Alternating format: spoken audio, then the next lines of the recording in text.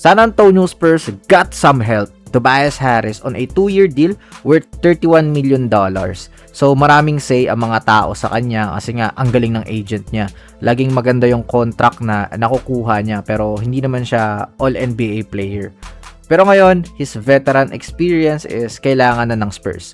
In fairness, nakatulong siya sa Detroit para ma-turn around yung franchise kasi he is consistent, steady production at heavy dose of pro experience sa locker room kung gusto ng Spurs na makabalik sa NBA Finals.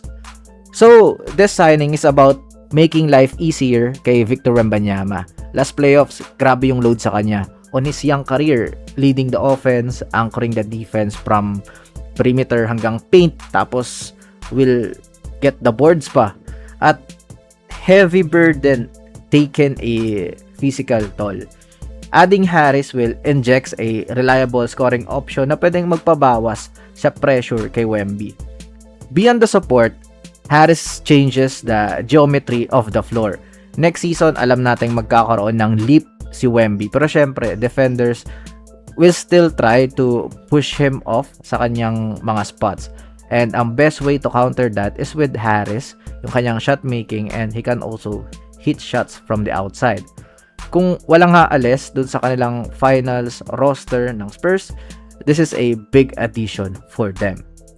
Next, Memphis Grizzlies will trade Santi Aldama to the Dallas Mavericks para kay AJ Johnson, protected 2030 first round pick ng Warriors at 2 future second rounders. So, the Mavs got their stretch big man in the Cooper Flag era. The 7-footer Aldama will have a premier role din sa Mavericks kasi perfect fit talaga siya.